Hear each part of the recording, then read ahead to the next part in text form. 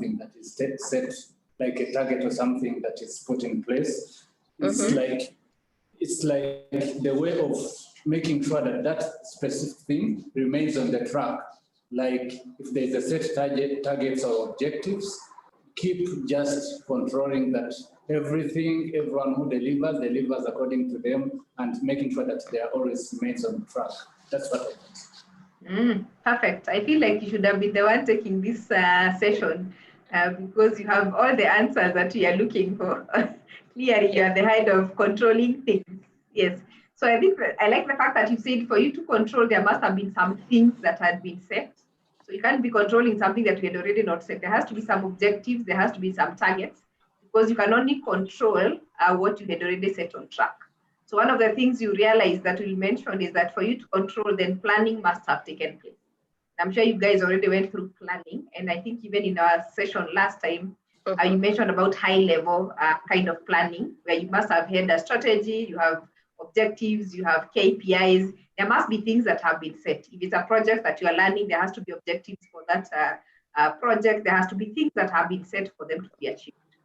So the moment you have a plan on what needs to be achieved, that's the moment control comes in. So it feeds into the system just to make sure that whatever you have set is kept on check. It is kept on check in relation to whatever target you had set, just to make sure that things remain on track. So I think John has summarized everything that we were going to talk about as far as control is concerned. So my job is very small today. Thank you for making my work very easy.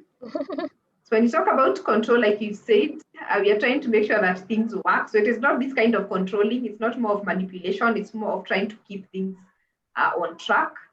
So in summary, what we have said or what we've been told is that first, it's setting of predetermined standards. You must have set standards at the beginning of it all. You must have set standards for the project. You must have set standards for the department, set standards for that individual.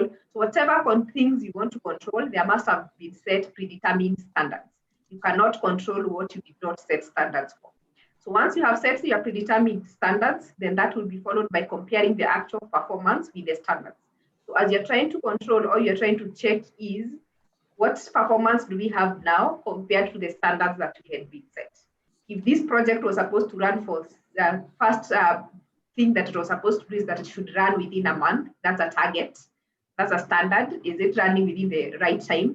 If it was supposed to spend a certain budget amount of money, are we also doing it within that set budget? So those are the things we are looking at. Whatever actual performance we have, again, is the standards that have been set. So when you talk about control, it's not just about the individual performance. You're looking at control across board. You're looking at control of projects, control of individuals' performance, control of finances, control of almost everything. Everything that happens within the organization, as long as you're managing it, then you have a role to control. You have a role to control, but you can't control if you did not set the actual performance, the performance standards, because you can only use the set standards for you to be able to tell whether you're actually performing as expected. So that's how control works. Then, of course, after you've compared, then you expected to take corrective action. So the fact that John does the control, my expectation is that he also has a role to take corrective actions to ensure that the right things are achieved. Because just saying that the project is not going as per the plan, or it is not going as per the budget, or it is not going to achieve the goals or the objectives that had been set is not enough. You need to ask yourself, if you are not achieving it, so what? If you are deviated from the expected, then what happens? So you always need to have that at the back of your mind, that control has to follow some sort of procedure. You need to have set predetermined standards, then look at your actual performance, whether it's on a weekly basis or a daily basis or a monthly basis, whatever basis you have to track your performance, and ask yourself, if you are not achieving whatever we wanted to achieve, what are the corrective actions that we actually need to take to ensure that we achieve those goals? So that's basically the beginning of control. As you have said, then it comes down into those steps. You need to evaluate and correct activities to keep the organization on course. These are the basic definition of control. It is evaluating and correcting activities to keep the organization on course. So the first thing you need, of course, you need to measure performance. Like you said already, the expectation is that the planning part had taken care of the standards. So you are not setting standards at the control stage. The standards should have been set at the planning stage. So at the point where you talked about planning, that's where the setting of standards happened. Once the setting of standards happened, now when you come to your role as the control person, and then your role in this case is to measure the performance. What are we? Where are we now? How are we performing now? Whether they are departmental goals, individual goals, project goals, whatever goals it is that you're looking into, then you're asking yourself, how are we performing? What's our current performance? So you measure your performance. And after that, you need to compare your performance against the standards that had been set at the planning stage. Those standards could be based on the quality, it could be based on cost, it could be based on quantity, it could be based on many things. So based on whatever standards that had been set at the planning stage, then you're able to compare that. After that, then you need to identify any deviations. Is there any deviation from what is expected? Are we getting the quality we expected? Are we getting the quantity that we expected? Are we getting the within the budget that we expected? All those expectations that you had been set, check, are there any deviations? Once you identify any deviations, then after that, you need to investigate the cause of that deviation. Where are we going wrong? Is it that we don't have enough people? Is it that we don't have the skills? Is it that we don't have the time? Because if there's a deviation, then there must be an issue. If we had set to finish this project within 1 month and we've not done it, what went wrong? If we had said that our budget is this much and we have overspent, or the amount we have is not enough, what happened? If we expected to produce this kind of quality of work and we are not producing this quality of work, why are we not able to produce that quality of work? So the moment you realize there are deviations, then you have to get down to it and investigate and ask ourselves, what is causing this deviation? Why is the person not performing the way we think they should be performing? Why is the project not performing the way we thought it should perform? Why is the department or the organization not performing the way we thought it should actually perform? So if you realize there is a deviation, you need to ask yourself those deep questions in terms of what is wrong where. Because again, you can only take corrective action if you know where the problem is coming from. You cannot correct that which you can't identify the cause of it. So if you identify where the cause of the problem is, then you can easily go back and take some corrective measures. So it's very important to always remember those steps as you do your control. Measure performance, which you had already set the standards for. Compare what you have as actual performance against the standards that you had set. Check if there are any deviations. Those deviations will be based on the standards that you had set. Investigate what is causing those deviations. Why are we not hitting our targets? Why are we not doing what we should have done? And then based on that, you take your corrective action. So that's where your role stands in terms of control. As a manager, whatever level you are as a team leader, there must be some sort of control that you're going to do. That is performance of individuals, performance of project, performance of departments, irrespective of where you are as a leader, there must be some sort of control that you're going to do. It's always good to have that at the back of your mind, that it has to go in that order. But then control does not just happen at one stage. It could happen in different stages. So again, when you're thinking in terms of control, think of the different stages that occur. At what point can you be able to put in control? It could be at the input stage, or at the very beginning, we call it the feed-forward control, where you anticipate problems before they actually occur. Because sometimes the planning had already been done, and you had already decided this is a project we are going to look into, and this is what we expect to achieve. But as you begin, you realize, I think we do not even have enough people, or we do not have the skills for us to be able to actually make this project work. Or we don't have the skill for this person to actually be able to deliver this role. So it's again very important sometimes to think of control even beforehand, before even the project begins. Before even you hand over that KPI to that person and tell them to do the job, think of control even from a feed forward, from anticipating problems before they actually occur. So you can actually look at a situation before a project begins, before any work begins, and you realize we anticipate problems here, and so we need to do something about it. So control doesn't have to always be backward. It can also be an input, a feed forward, where you're looking at the planning you have done, the goals you have set, and then you look at the resources available, the skills available, everything that you have on check, and then you realize based on this, actually, we can't actually wait to control later. We need to do a feed forward. We need to control because we need to have the right resources in place. Then you have control at the conversion stage, that is at the point of action. You do a concurrent control. You manage as problems occur. Because as work is getting done, as projects are running, you'll also realize that there are problems that you actually get to see as they happen. Then again, at that point, you do a bit of conversion control. As things happen, as you're running the project, as the person is working, and you realize this is not getting done well, this person does not have the skills, we do not have the resources here. So you have to do that, what we call concurrent control. So as work is getting done, you're also doing a bit of control as it happens. Then we have control at the output stage, which is now the feedback control, where you're looking at things at the end of it. Maybe as you finish the project, as the time you're doing your appraisal or your performance management, at the end of things, you're now analyzing and realizing problems that actually occurred, that you already went over the budget and that we did not actually hit the target that we are supposed to hit. So problems occurred, and so we need to give that as feedback control, so that we ask ourselves what went wrong, and based on what went wrong, what do we need to do about it? Based on the deviations that we have seen, what do we need to do about it? What's the feedback? What is causing all these problems, so that we can actually now look into having solutions. So when you're looking at control, sometimes we tend to think of it as a feedback mechanism. We look at it like an after everything. Like a project has happened, a performance has been done, then that's the time we are controlling to compare actual versus the standard. It is actually a continuous process. It is from the beginning that you are giving people input as a feed-forward control. Based on what has been planned, do we anticipate any problems? So you control from that perspective. As work continues, as project continues, are there problems that are occurring, and do we manage them as they happen? Then at the end of it all, then we have the feedback control, where we manage the problems after they have actually occurred. So why do we need to do all this controlling? Why do we need to do all this work we are talking about? I don't ask John, because John has said very many things already.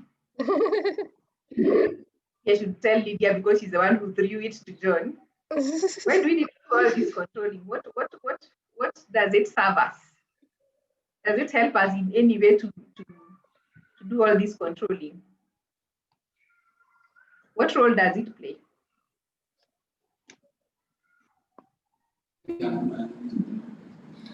Sorry, Rosemary, what's the question again? Clearly on weekend mode. Maybe I should ask you, what did I say in the last slide? So that I see if we are together. Let me start from there. I see whether I need to repeat everything I have been saying. Yeah, you were still talking about the types of control, where we have different stages. Yes. Okay, at least now I know we are together. So my question was, why do we need to do the control? Oh, to mitigate losses and maybe failure. Sorry? To mitigate the chances of having a loss, or even failure to meet or to achieve the goal. Okay. Very true. You need to be able to mitigate failure and also keep people on check to make sure that they actually achieve the goal that you had set out to achieve. Very true. Someone else wants to add something? Why do we need to keep doing all this control?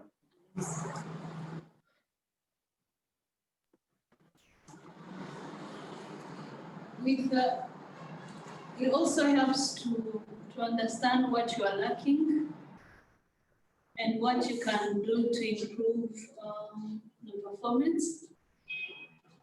Yes. Yeah, so it's also a way of getting to know what are we missing, what do we have, or what don't we have.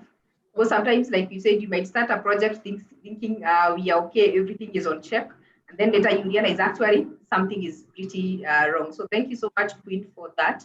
It can help you actually be able to keep things on check in terms of what are you missing or not missing.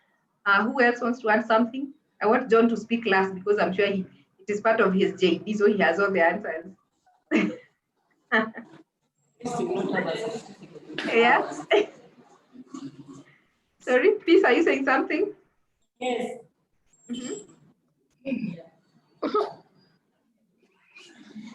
What did you say?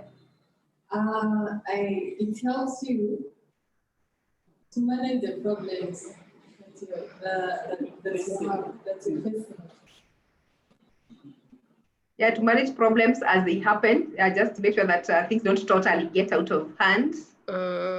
Somebody wants to add something? Oscar? Oscar is out. He just. Oscar is out. Who is next to Lydia? Axel. Excel. Oh, Excel. Okay. I have a feeling we have not met, otherwise I would remember you. Now I know people who missed all my classes. So, control also would help us have financial stability, as in when you control how the money goes in and out, then you can stay within the budgets and not go over the budget. I'm losing you. I don't know why.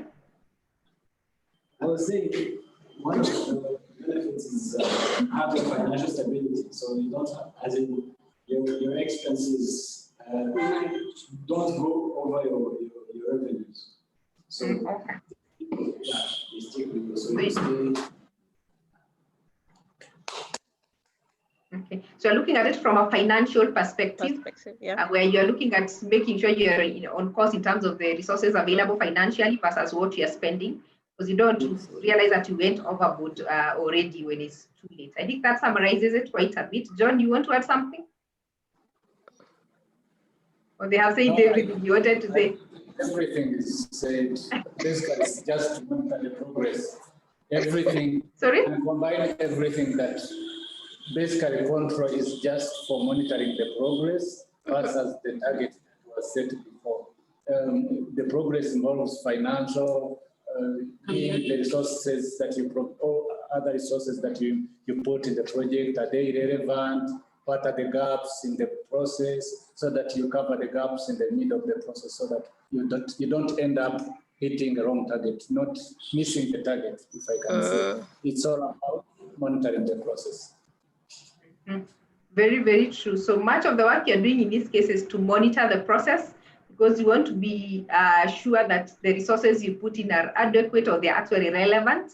And eventually why we are doing all that is to make sure that we hit the target, we hit the goal. Because like we said, when you're looking at efficiency and effectiveness, sometimes you can actually put in resources towards the wrong goal, or you could be following the right goal, but you don't have the right resources. So again, when you're doing control, you are trying to make sure that you have all that. That's why it's important to do it from the beginning, from the input stage, where you're looking at what problems do we anticipate. As we continue with the work that we are doing, with the projects that we are doing, we keep managing the problems as they occur. And then at the end of it, we still look back and give a feedback in terms of what went wrong and what could have actually done better. So like you said, we want to make sure that we accomplish organizational goals. That's why we have set the targets. So part of controlling is making sure that we actually are focusing on the right goals and we achieve those goals or the targets that we have set. We want to judge accuracy of standards. Sometimes you actually realize as the project continues, it's not even the project that is the issue, it's the standards that you set. So maybe even the planning stage, something went wrong, because the whatever you had set as your standards from the beginning, actually not working based on the projects that you have.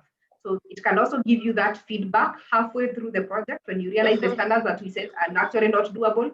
You probably need to change those standards all over. It is also make sure that you make efficient use of resources. I think like Excel and John have put it, whether it's financial resources or any other resources, human resources, machinery, everything else that you're using as resources, you want to make sure that there's efficient use. You're not going above whatever you had planned or whatever you have on the table. Actually, control can also help you improve employee motivation because you're keeping them on check and you're trying to make sure that they're actually doing the right thing. When you give people work and nobody goes back to counter check, it actually also takes away people's morale and motivation. Checking does not just mean you're telling them this is wrong, it also means you're supporting them because they're giving you feedback in terms of what is not working or what is working. And in that process, you're also in the position to give them feedback or to support them in terms of what can we do better? What more resources do you need here? What more skills do we need here? What else do we need here? What is this other extra thing that we need? That kind of feedback, both sides, is a way of improving employee motivation. Of course, like somebody has said, we need order and we need discipline. If you don't create that sort of an order, you can't just plan things and expect them to move. If you plan something, there has to be the controlling side of it. So control also gives people that bit of having order and discipline at the end of the day. Like I mentioned from the beginning, what that means is that planning and control go hand in hand. Planning is what identifies the actions. It's what saying what we are expected to do or what we are planning to do. Controlling is what ensures that the actions are actually carried out properly. So you have to have planned first, then bring in the control aspect of it. So when you're controlling, or you're trying to ask yourself, the actions we are carrying out, are we carrying them out properly based on the actions that and the standards that we set at the planning stage? What that means is that planning presumes existence of a well-designed control system. So when you're planning, when you're doing your strategy, when you're doing your project goals, when you're doing your departmental goals, that planning always assumes that there will be a good control system, that there'll be somebody to check on the actual performance, there'll be somebody to check on the deviations, and there'll be somebody to control those deviations. That is what planning assumes. On the other side, control presumes that there is existence of good plans, because you can only control what had already been planned, which means that they both peg on each other. If your planning is poorly done, even your control does not help, because you'll be controlling the wrong things. If you do very well planning and then your controlling is not very well done, then again, you're going to have a problem with execution of your goals or execution of your strategy. So those two cannot leave each other. Planning has to be well done. You have to set the right goals and then have a good control system that checks your performance against the standards and the goals that you can actually set.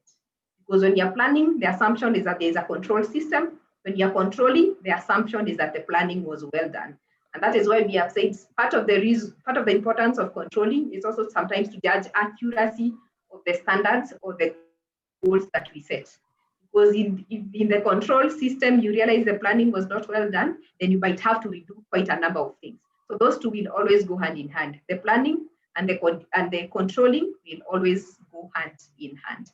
I think that's a much I wanted us to talk as far as control is concerned. I think the most important thing is noting that control starts with you having standards that have been set. But your work of controlling is to make sure that you compare the actual performance against the standards and then take corrective measures. But before you take corrective measures, you need to make sure that you have actually identified what is wrong, what is actually not working, investigate the causes, why it is actually not working, and then take corrective action. Control doesn't have to be always an output. It doesn't have to always happen at the end where you're giving a feedback. Control needs to happen from the beginning. You need to feed forward the system. You need to start from the beginning by anticipating problems before they happen so that you already start correcting them. As projects continue, as work continues, keep giving feedback and managing problems as they occur. At the end of a project or at the end of a performance season, again, give a feedback control in terms of what has gone wrong and what can happen. And we have looked at the importance of doing all that, most importantly, because we need to hit the right goals using the right standards and keep everything on check. But remember, it doesn't matter what a good control system you have. If your planning went wrong, then everything else goes wrong. If you do a good planning and you don't have a good control system, then again, everything goes wrong. So the two are so much pegged together. So as we tell John to make sure that the controls are well done, let's also make sure that the planning, the goals that were set for the projects, the standards that were set for those projects were actually well done so that the control system can actually be controlling good plans. So that's it around control, unless there's something that you could pick as anybody with a comment or question around control before we go to coordinating. I'm assuming we don't need a break unless Purity wants us to break. No, it's not an do we need a break, guys, or we continue until we finish? Yes. Yes to what? Yes to. We can continue, yes. Guys, what's following? There were two questions, whether we need a break or we continue. We'll continue. Okay, let's continue Continue, then. okay. So I assume we are good around controls? Yes. Yes. Yeah. Okay, thank you very much. So the next thing we are talking about is coordinating. So again, I come back to you. I'm not sure if we have a tip of coordinating things, and I hope it is still not on John again. So when you say as a manager or as a team leader that we need to coordinate things, what are these things, or what comes to mind when you look at coordination as, again, a function that you need to embrace in management? What comes to mind in terms of coordination? What are we coordinating? What runs in your mind? Why do we need to coordinate, or what is it that we are coordinating? Basically, when you are having the project, everything is in plan. You need to put some things together so that the project can start or can run. So coordinating is putting everything in place because everyone has its own laws so that it can serve the project. So coordinating is putting everything in its own position. It might be a sequential or interrelated way, but with the major aim of achieving the plan, target, or goal. That's what in some few words, that's how I can call it. Coordination is putting several things together with the major target of achieving the planned goal. Very well, thank you. So you are looking at the many things you have to put together. They could be people, they could be other resources, but they all somehow need to work together towards a specific goal. Thank you for that. Anybody else wants to add something to that? No, I think we agree. That's why I don't allow John to talk first, because when John talks first, then everybody else will agree. John answers everything, that you don't have no room of all your brains. Of input. The project manager. He picks all your brains and put them in one sentence and then says for all of you. I can imagine. That's a good thing, because now you already have an in-house consultant. So when you have issues, you just run to John and he will give you the answers, which is a good thing to have. But true to John's words, when you are thinking about coordinating, we are looking about the many functions and the many people that you have within an organization. So for you to be able to hit a target, whether it's a company target or a departmental target, you have to coordinate different people. You have to coordinate activities of different departments, you coordinate different people, you coordinate different activities. So coordination is a subset of the many things you have done. If you look at all the functions that you have looked at, they cannot work if you don't have coordination. So coordination is not a function on its own, as much as we talk about it. It is not a function on its own because it can't run on its own, but it supports all those other functions that you have. For you to be able to run any other function that we have been talking about, from planning to organizing to delegating, all those things, for them to happen, you need quite a bit of coordination. So it's basically bringing things together, bringing people together, and making sure that they are working in harmony towards a certain direction or towards the goals that you have actually set. So what does coordination do is that it harmonizes activities to ensure smooth working. I think that's basically what you're saying. You want to harmonize. You want to make sure that what is happening in one department or in what is done by one person and the other person can eventually come together and work towards achieving that project. You want to ensure that there is achievement of objectives with minimum friction. Because if you don't coordinate activities, if you don't make sure that they are all working towards the same direction, if you don't make sure that they are actually moving in the same angle, then you're going to have problems. You'll have one person working on their own, another one chasing their own goal, and eventually you'll have a lot of friction. So when you coordinate, it makes sure that you actually all are aligned towards focusing on objectives, and then you have very little friction. Like I've said, it's part of other managerial functions, not a separate function. You cannot have coordination on its own as a function. So it is just part of all those other managerial functions that you have been talking about. Why it happens is because you have a lot of interdependencies between functions, departments, or even activities. Even when you're running just one project, there are different people doing different things. So you have to understand what role does each person play in that whole thing. Just the same way like in a company, what does the person in HR, what is the role of the person in HR, what's the role of the person in project, what's the role of the person in IT? All those people need to somehow work together to achieve a certain goal. They're not doing the same thing. Everybody is doing something different, but they're all working towards a certain direction. So that is what coordination does, because there's a lot of interdependency. Nobody works in isolation. What you do affects somebody else, and what you do affects a goal or the organization strategy or whatever you're looking to achieve. So everything everybody does has an effect on the other and has an effect on the goals of the department or the project or the organization. So in that case, that interdependency requires that we coordinate our activities so that we are sure we are all moving towards the same direction. Two things to think about in terms of coordination. One, start early. From the planning stage again, Like you have said, coordination is a support of all those other functions. So start the coordination work as early as possible.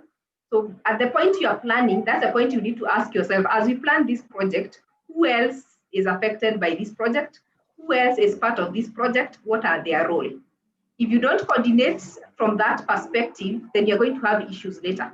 Because people will be thinking, you did not involve me from the beginning. Why are you calling me now? So you started a project, then halfway you realize you needed the person from HR. And this is the person, the time you're calling them in, you're going to get a lot of resistance. So when you're thinking coordination, think starting early. Before you finalize your planning, get mutual consultation from all the other people that are involved so that you facilitate the implementation.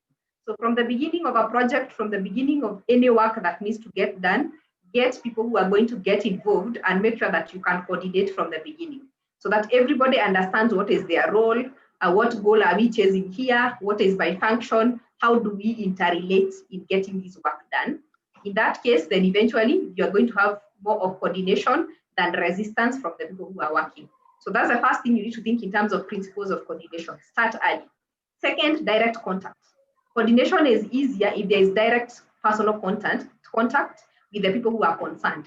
So if you're going to lead people in a certain project, you better sit down with them and have that discussion so that everybody knows their input, everybody can ask their questions, they can say what they need to say. Then in that case, it means that you can easily convince them and they can actually easily buy into your ideas. So when you're thinking coordination, have those two things at the back of your mind. Always start early so that everybody buys into their idea, into their roles from the beginning, and have direct contact with them so that everybody understands what their role is and how they come in and they can ask their questions where needs be. Like you said, why are we coordinating? One, because we need to perform all functions. Like I've said, coordination is a support of the other functions.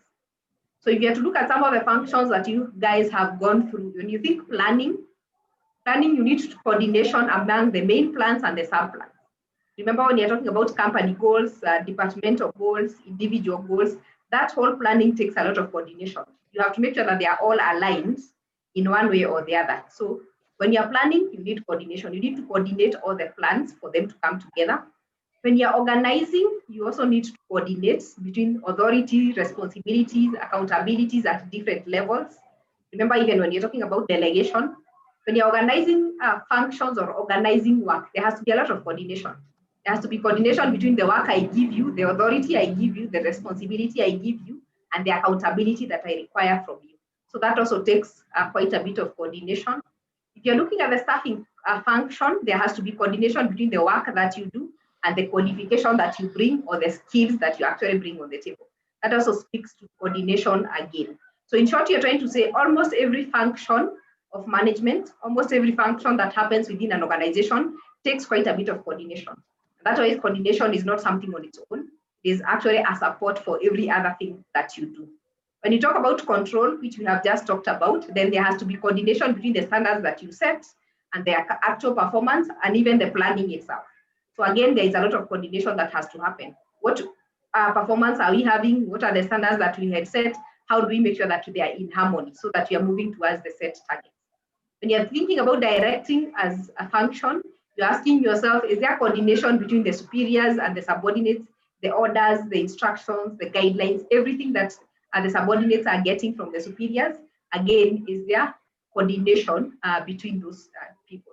So in short, what you're trying to say is that coordination is a support for all the other functions that you have. When you think planning, there has to be coordination for the plans. When you think organizing, there has to be coordination between the different levels. When you think staffing, there has to be coordination between skills and the work that is getting done.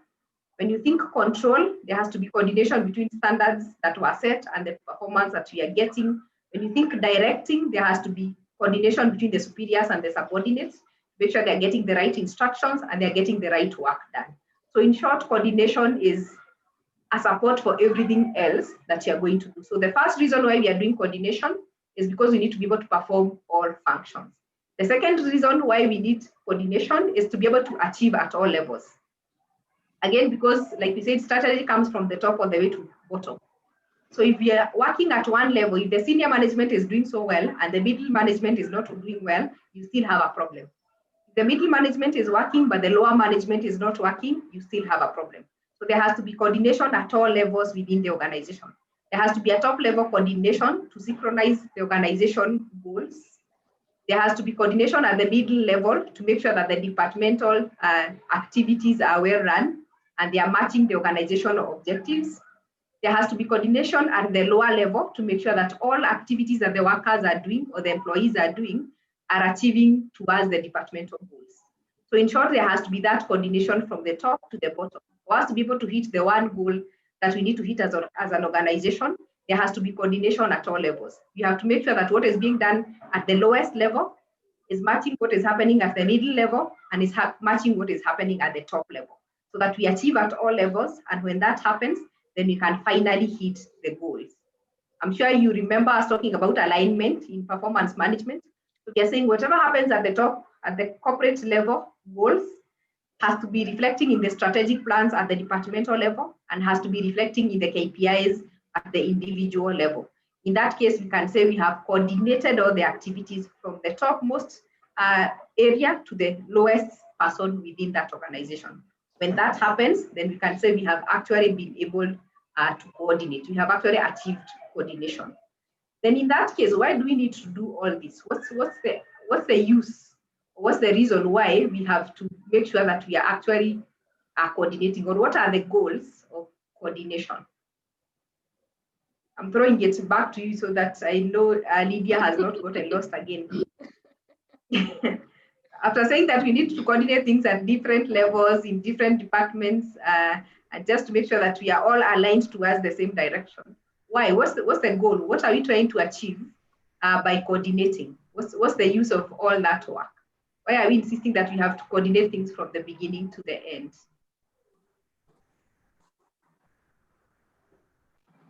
Lydia?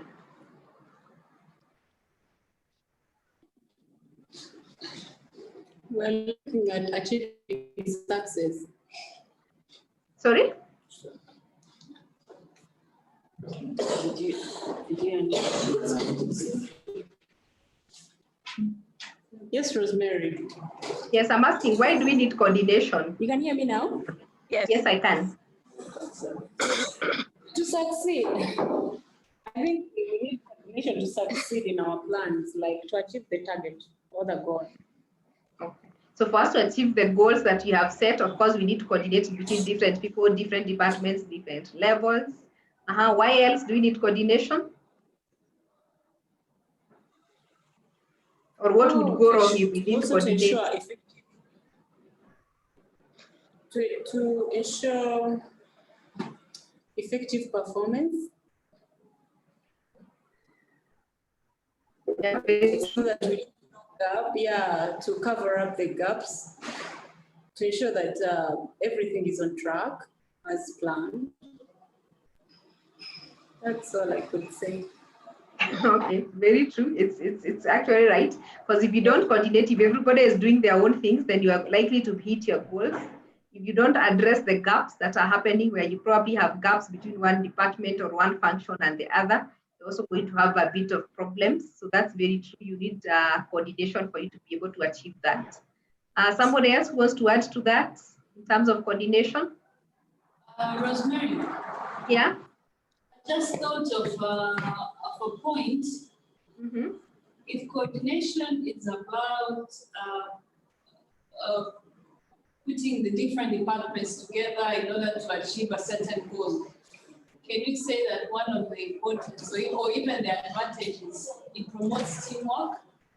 Yeah. Very true.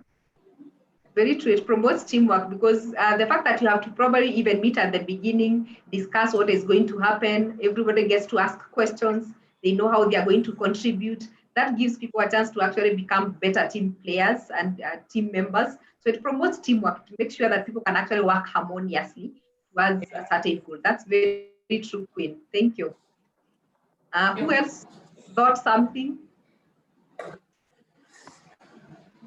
Basically, what I think, it's like I'm kind of summarizing to make it short. It's like coordination maximizes output, because if it helps the team to work together, it means it maximizes their potential as well as the output. Then another thing on the other side is like it also minimizes the cost. Because if the coordination is not well done, then the cost is going to be, there's lots of process. So I can summarize it in two. It minimizes the cost and then maximizes the output. That's how I can summarize it myself. True. Thank you very much. Especially I like the cost perspective. Sometimes if we don't coordinate things, we get a lot of duplication of work. So one person is doing something that could actually have been handled by the other person. Then when you meet later, you realize there was a lot of time wasted. There was a lot of resources wasted just because people did not sit on a round table and looked at the whole process, how it is going to flow, who is going to do what, and what resources is going to get where. So when every department or every person is working on their own, we get a lot of wasted resources. And we get a lot of gaps that could actually easily be ironed out if there was better coordination happening. And of course, when you coordinate, you have better output than when everybody is working on their own. And chances of hitting your goal, of course, becomes pretty much higher. So I think that kind of summarizes again what we were talking about in terms of coordination goals. So you want to ensure there's smooth interplay of functions. You want to make sure that all functions are all working together. The different components of the organization, the different functions that you have, you want to ensure that there is a smooth interplay in the way that they interrelate. So that if this person is supposed to do their work in 4 days, after 4 days, finance is supposed to do the next thing in the next 5 days. After that, somebody else is supposed to do something. Yes, that interplay needs to flow in that direction. When there's that interplay of functions, then people can work much more smoothly. It ensures systematic sequence of business activities because you can actually have a good sequence. You know that this one is going to start from this point. This is the person who is starting it off. After that, it moves on to this other department or to this other person. And so there's good sequential flow of activities. That makes it pretty much easy. It ensures that we complete the activities as per the planned schedule. Because when you sit down and agree on how things are going to work, how they should go down, then output at the end of the day means that you are able to complete all that needs to be done in a planned way, in the way that it was actually set out to be done, because everybody is involved and everybody has actually bought into that idea of making sure that things get done. Of course, that also means that you avoid inconsistencies in terms of priorities, objectives, policies, because if people can sit down and agree and focus in one direction, then they are all moving towards one direction. If there is not such kind of an agreement, then you're going to end up with a lot of inconsistencies because somebody is prioritizing something different, the other person is prioritizing something else. But if you had sat down and agreed what are the priorities, what are your roles, what are our objectives, then everybody is moving towards the same direction. So overall, like we have said, we have a better productivity, we have better output, and we also make sure that we're actually hitting our goals and also hitting the right goals. Because it's one thing to hit a goal and it's another thing to hit the right goal. If you are coordinated, then you are all working towards the same direction to make sure that we actually hit the right goals. So a few things around effective coordination. One, define clear goals. You cannot coordinate something if it's not clear. So you need to be very clear. What are the objectives that everybody must understand? If it's on a project, everybody involved in that project needs to understand the goals clearly. Every individual needs to know what are our objectives, what are we working towards, so that we are all focused on the same direction. That helps in coordination. Another thing that helps in coordination is cooperation. If people voluntarily help each other, coordination actually becomes very easy. Like you have said, you're trying to build teamwork here. So if I can agree that once you have done your work in 3 days, the next 4 days I'll take up and do my part voluntarily, then coordination becomes far much easier. So when people can actually cooperate, when there's good teamwork, then coordination becomes far much easier. Something else that would help is when you have harmonized policies and procedures. If your policies and procedures are harmonized, then you have a guideline in terms of making decisions. So that one department is not doing something different from the other department. There is a harmonized policy or procedure of doing things. If you agree this project is supposed to be run in this certain version, in these standards, following these timelines, then it is harmonized. Then everybody knows what needs to be done. And that makes coordination very easy because everybody is not doing their own thing. People can actually be able to follow the standards that have actually been set to make sure they are doing the right thing. The other thing that helps in coordination is having a sound organization structure. You need to have well-defined authorities, well-defined responsibilities to avoid disputes and disagreements, because then what that means is that everybody knows what they're supposed to be doing. Each level coordinates the activities of the next level. So it is needs to be very clear where I sit as the project manager. What are my responsibilities? What are my authority? The next person who is probably a supervisor, what are their responsibilities? What is their level of authority? That way it becomes very clear to coordinate activities because everybody knows what they're supposed to do and they actually are able to do what they are supposed to do. And that makes it very easy for you to coordinate activities. So you don't have disputes in terms of somebody who did the other person's work or somebody who overstepped on the other person's level of authority. It becomes very clear and easy to do things. You also need a clear communication system because there should be clear understanding in terms of all organization aspects. There has to be very clear in terms of understanding of individuals and groups. Everybody understands what needs to be done and what they are actually supposed to do. So a good communication helps in coordination because you're not always going to sit down and talk about things. If there's continuous coordination, there has to be a way of communicating, either through team leaders or through email. Whatever communication you use has to be a clear way of communicating to people so that you can continuously coordinate activities. Because once you agree at the beginning when you're planning, activities need to continue and you have to continuously communicate to make sure that people continuously are doing whatever they are actually supposed to be doing. So when you're thinking of having effective coordination, think clear goals. Everybody needs to know what needs to be done. Think cooperation, good teamwork, where people voluntarily assist each other. Think harmonized policies and procedures. There has to be the documented way of doing things so that they are actually done in the right way. Think a good organizational structure to avoid disputes between different levels. Everybody needs to be very clear on what they are supposed to be doing. And think of a good communication system so that everybody has access to information and you can also easily pass information to tell people what exactly you need them to do or what they need to be doing. When that happens, then we say that you have an easier way of managing things because coordination is about making sure that everybody is moving towards the same direction. And if everybody is moving forward together, then success takes care of itself. Like you have said, if everybody is moving towards the same direction, we have good output, we have a good use of resources, so success eventually takes care of itself because you can actually be able to hit the right goal.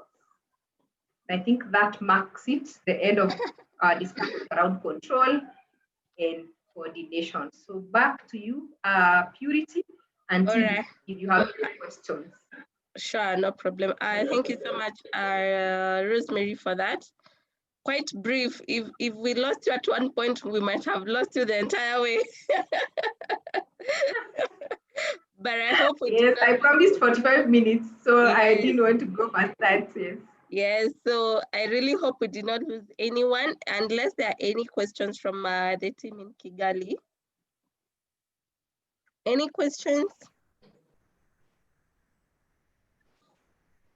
Yes, I have 3 words that are always, they are terms that are always used in the project, which I would like Rosemary to help us with how they differ. There's, in project, there are terms always they use: control, monitoring, and evaluation. These 3 terms are sometimes confusing, and find their differences are not that, they are slightly different, and you can't even, it's not easy to get the difference. Can she shed more light about them? How is the difference and how control, monitoring, and evaluation?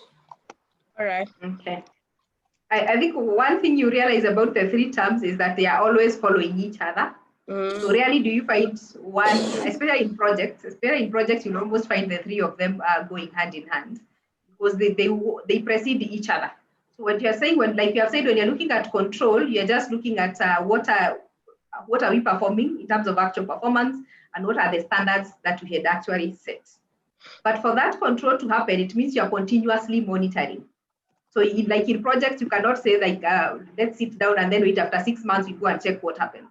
You have to continuously be monitoring to see what is happening. So when you're monitoring, you might not necessarily be going to the details of data in terms of the numbers, but you're monitoring to make sure at a high level, are we making progress in terms of the high level goals that we had actually set. So you're looking at it at a very high level. When you're doing the control, now you're looking at the numbers in terms of what we exactly said we are going to do. For example, in terms of budgets, in terms of quality, in terms of all those other items that you had put down in terms of the goals or the standards that you want to be met. And that's where the control comes in, because you're now looking at what are the actual performance in terms of numbers and what is the standards that we had sent, and you're trying to look at both the two. What you do at the end of that, then you're able to evaluate. You can now be able to evaluate a project and say, is it meeting the standards? If it is not meeting the standard, at what level is it meeting the standards? You can actually now be able to even give it a number, that this project is performing at 50%, it's performing at 60%, or it's performing at 70%. So evaluation gives you an overall kind of rating, if I would call it that way, for you to be able to give an actual feedback in terms of the performance of that project. But for you to be able to evaluate a project, you must have monitored and you must have controlled. So they all fall back on each other, and they go hand in hand, and they are all important, especially in terms of project management, because it's about how you manage the data, by monitoring what is happening, evaluating it to see the actuals, controlling to see the actuals, and evaluating it at the end so that you can actually give it a score in terms of the performance. Does that make sense, John? Yes, it does. Thanks. Awesome. Thank you. Any other question?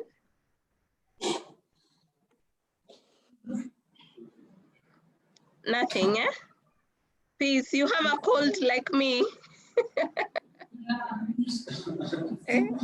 But I have a cold, but I'm praying very hard it ends. All right, Lydia. Other things. Sorry? I'm okay, I have no question. You have no question, Axel? I'm okay as well. Okay, please. Yes. Yes, what? I'm good. Yes. Hey, peace, you're the most quiet. Queen? You know? That's why Oh, you're thinking? No, I'm good also. Okay, awesome. So I think that is it for today. Let's meet on Wednesday. Wednesday, what do we have? Wednesday, we have, let me see. Oh, SWOT analysis and business growth opportunities. That must be a very interesting topic, just to see what else we can do outside of our own comfort zone in terms of business.